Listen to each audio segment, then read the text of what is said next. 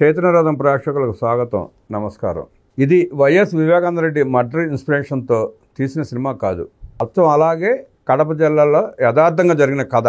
జగన్ రెడ్డి హయాంలో ఆగస్టు 2023లో కడప జిల్లా ప్రొద్దుటూరులో పూజా ఇంటర్నేషనల్ స్కూల్ చైర్మన్, కడప జిల్లా మైలవరంలోని డాడీ హోమ్ వ్యవస్థాపకుడు నల్లదిమ్ము రాజారెడ్డి దారుణంగా పడ్డారు.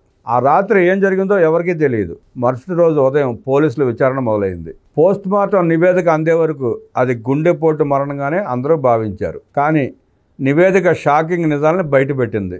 ఆయన గొంతు నులిమి ఊపిరాడకుండా చేసి చంపారు. ఈ దారుణమైన హత్యకు ప్రధాన కారణం ఆస్తి వివాదాలేనని పోలీసులు ప్రాథమికంగా నిర్ధారించారు. అనుమానం ఎవరిపైకి వెళ్తుంది? సహజంగానే కుటుంబ సభ్యులపైకి వెళ్తుంది. పోలీసులు లోతుగా విచారించగా దిమ్మ తిరిగే నిజాలు వెలుగులోకి వచ్చాయి. స్వయాన ఆయన తమ్ముడు శ్రీధర్ రెడ్డి, ఆయన భార్య లక్ష్మీప్రసన్న కలిసి రాజారెడ్డి ఆస్తులను కాజేయాలనే దురుద్దేశంతో ఈ ఘాతకానికి పాల్పడ్డారని తేలింది. హత్య జరిగిన తర్వాత తమ కుట్ర బయటపడకుండా ఉండేందుకు వారు ఎంతో ప్రయత్నించారు. గుండెపోటుతో మరణించారని అందరినీ నమ్మించే ప్రయత్నం చేశారు. కానీ నిజం ఎప్పటికీ దాగి ఉండదు కదా. పోలీసులు అనుమానం వచ్చి రీపోస్ట్ మార్టం నిర్వహించగా అసలు నిజం బయటపడింది. రాజారెడ్డిని గొంతు నిలిమి చంపారని తేలడంతో పోలీసులు వెంటనే రంగంలోకి దిగారు. ఈ కేసులో రాజారెడ్డి తమ్ముడు శ్రీధర్ రెడ్డి, అతని భార్య లక్ష్మీప్రసన్నతో పాటు ఈ హత్యను చేయడానికి సహకరించిన 2 కిరాయి హంతకులు కూడా పట్టుపడ్డారు.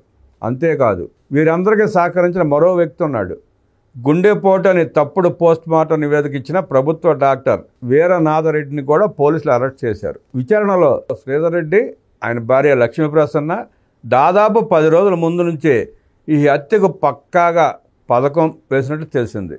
నల్లదిమ్ము రాజారెడ్డి తన జీవితాన్ని అనాథలు, వృద్ధులు, ఇతర బలహీన వర్గాల సేవకు అంకితం చేశారు. ఆయన ఎంతో ప్రేమతో డాడీ హోమ్ను స్థాపించారు.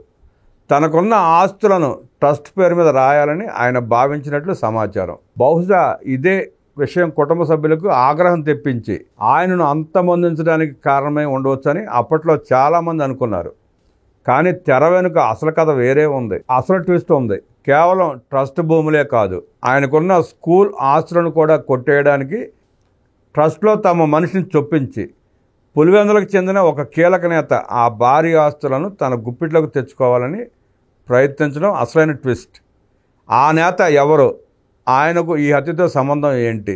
ఇదొక పెద్ద ప్రశ్నగా మిగిలిపోయింది. ఈ విషయం చివరికి జిల్లా కలెక్టర్ వరకు వెళ్ళింది. రాజారెడ్డి చేసిన మానవతా సేవను గుర్తించి 20 ఏళ్ల క్రితం ప్రభుత్వం ఇచ్చిన భూములను తిరిగి ప్రభుత్వం స్వాధీనం చేసుకుంది.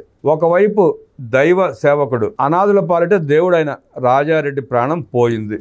మరోవైపు తమ్ముడు, మరదలు మరియు డాక్టర్ హత్య కేసులో చిక్కుకున్నారు. కానీ మధ్యలో తెర వెనుక ఉండి చక్రం తిప్పిన ఆ కీలక పులివెందుల నేత ఎవ్వరు అనేది మాత్రం ఇప్పటికీ మిస్టరీగానే ఉంది. ఈ కథలో చాలా ట్విస్టులు ఉన్నాయి కదా. బహుశా అందుకేనేమో యథా రాజా తదా ప్రజ అంటారు.